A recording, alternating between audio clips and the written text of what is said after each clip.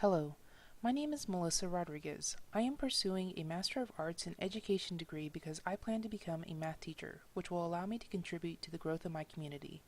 I have always had an immense love for math, more so than any other subject. During high school, I spent many hours tutoring friends and acquaintances that were experiencing difficulties in their math classes. I truly wanted them to see the beauty in math.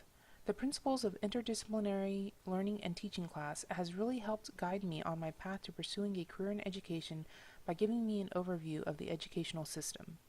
It is interesting to see how the educational system has evolved throughout the years. The traditional education style with the teacher standing at the front of the classroom is becoming more outdated, and there is now a trend leaning towards a more progressive approach which looks at the diversity in how students learn. This knowledge will help me when I teach math because I will encounter a wide variety of students, so it is critical for me to have the constant awareness that each student may require an alternate way of being taught a lesson. This class also broadened my perspective through the reading by Moran on interdisciplinarity. I am an artist and would love to work with an art teacher to figure out ways to utilize art concepts in my math class and vice versa, such that the students grasp math through a more visual perspective. Math can be a challenging subject and many students are visual learners, so combining math with art could strengthen the students' understanding. In this digital story, I will be discussing the four main objectives for this class. The first objective is the recognition of the socio-political nature of education. The second objective is the explanation of key aspects of foundational theories. The third objective is the application of key theories to diverse educational contexts. The fourth objective is the assessment of how key foundational theories address diverse learners. Learning about the socio-political nature of education has been very eye-opening and mind-broadening. The social justice module, which included Golden's historical overview of education, showed me that there are still students being educationally marginalized for multiple reasons, which is resulting in educational inadequacies for these students. According to Jean Anion, there is a hidden curriculum that affects the education process in schools. She looked at social class and determined that it is actually based on one's relationship to society. In Anion's review of the working class school system versus the wealthy school system, she noted significant differences in the curriculums that ultimately indicated that students at the wealthy school system were given more liberty to make their own decisions. Anion believes that these different educational approaches in each school system can cause students to have very different relationships to society. Paulo Freire discussed the dehumanization aspect of those that have been oppressed by social injustices in education. He believes that the relationship between the oppressors and the oppressed can only be healed by a mutual process of both parties returning to humanity. The oppressed need to be active participants in the creation of the pedagogy that will set them free. The first stage of the pedagogy is when the oppressed acknowledge that they are oppressed and then make the changes needed for liberation. The second stage occurs when the changes have been implemented and the pedagogy is for all people, not just the oppressed. It really disturbs me that there are injustices that exist in our current educational system, such as the achievement gap described in depth by Ladson Billings and the significant curriculum differences between the schools that have little funding versus schools that have a lot of funding. Educators need to be aware of these injustices and strive to correct these issues because students are being affected and we need to take care of all of them, not just some. In order to have social justice in education, there needs to be a strong foundation on relationship understanding and a liberating pedagogy that is embraced by both educators and students. This directly relates to teaching math because the relationship between the teacher and the student is critical to the learning process. When the relationship is based on mutual respect and understanding, the students will feel more comfortable asking questions and the teachers will be able to address the questions more freely. B.F. Skinner believed in the learning theory of behaviorism, which encompasses that behavior is determined by conditioning. Skinner created the theory of operant conditioning that entails looking at the way consequences of the behavior reinforce the behavior. Jean Piaget was a strong advocate for the learning theory of cognitivism, which looks at the mental processes of students. He viewed the acquisition of knowledge as a spontaneous process that was contingent on the internal activity of the student. Knowledge is built on operations that enable the student to gain a better understanding of an object and to grasp the foundation of what is occurring, whether it is a mathematical equation or a specific process being taught in biology class. Learning is brought about through situations which help construct logical structures internally in a student.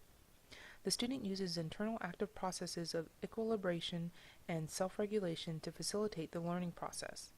Piaget believed that the relationship between development and learning was one of assimilation. Lev Vygotsky supported the learning theory of social constructivism. He did not see an association between development and learning as Piaget did, and rather saw them as being independent of one another. Vygotsky saw learning as an external social process that required active students and active educators. The developmental process was thought to come after the learning process, so it was possible to have a lag between the two processes. This lag contributes to the zone of proximal development, or ZPD. An example of ZPD is a 9-year-old student that has the mathematical ability of a 7-year-old student. Lav and Wigner supported the theory of situated learning, which encompasses an approach called legitimate peripheral participation. This approach views the learning process as a result of engagements in socialization. Learning through different social settings requires constant active participation. Thus, the active participant is constantly in a state of learning, evolving, and becoming. The participant will also engage with other community members such that the knowledge that the participant has gained is somehow transmitted or communicated to the community. Papert and Harrell were strong advocates for the learning theory of constructionism. The constructionism theory views the learning process as something that occurs when the students create constructions or models pertaining to the lesson being taught.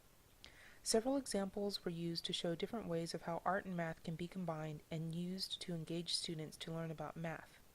Malcolm Knowles supported the adult learning theory, which looks at andragogy as a new theory to apply to adult learners.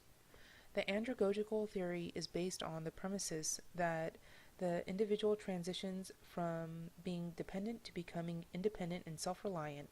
The experiences of the individual are utilized during the learning process, and continued education is contingent on what the individual needs to learn for different jobs. It is fundamentally important for the educator to understand the community that exists where the school is located and the diversity of the student population. By being able to connect with each learner, the educator can strengthen the student-teacher relationship, which will give students more ability to flourish because the students will feel more comfortable to ask questions and seek guidance. Skinner's concept on behaviorism and reinforcement has a large role in teaching, from primary and secondary schools to higher education. When learning math, a student's confidence in being able to work and understand a problem is critical. It is important to reinforce the student with positive feedback when they are able to figure out a problem. This additional reinforcement will help the student to gain confidence in facing more challenging problems in the future. Piaget's theory of cognitivism can be readily seen in primary schools through the use of visual aids. The students are actively interacting and exploring what is being taught. An example of this would be using foam letters to teach the students about the alphabet. Since the alphabet is the building block for language, it is critical that the students learn the alphabet prior to learning how to write. Vygotsky's social constructivism theory is evident from primary schools to higher education. It is imperative for math educators and educators overall to know where their students are developmentally. Educators should be checking in with their students daily to see how they are doing with the current lesson and to ensure that the student thoroughly understands the information. Skinner's behaviorism theory is applicable to teaching students with disabilities because it promotes the educator to use positive feedback with the students in order to strengthen the behavior that is needed to be successful in an inclusive classroom. Harrower gave extensive information on the debate of inclusion versus segregation for children with severe disabilities. I personally think that schools should have inclusive classrooms because students, both disabled and not, will grow from their social interactions with one another. Piaget's theory of cognitivism operates on the idea that the student should thoroughly grasp a lesson before moving on to the next lesson, which can be readily seen in any math subject. This would benefit all learners because it will ensure that they have the basic knowledge prior to advancing to the next level.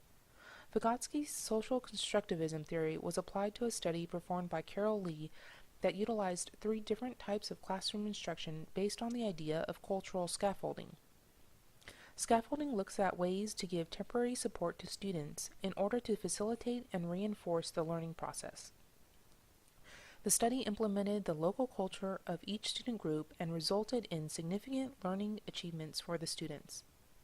When I teach math in the near future, my plan of action will entail being very cognizant of my school's socio-political atmosphere so that I can determine what changes need to be made to ensure the educational process for my students is equitable. I plan to utilize a more progressive approach such that the students and I will be in constant dialogue on their educational process and progress. My daily check-in with the students will enable me to see how they are progressing and if there are any learning or understanding issues that require additional guidance. I also plan to apply Papert and Harrell's constructionism theory when teaching math because I can see how it would be very, very beneficial to the students. There is a deeper sense of learning when one is building something because you need to know the details about what is needed in order to build. Thus, the students will have a much better understanding of the lesson being taught.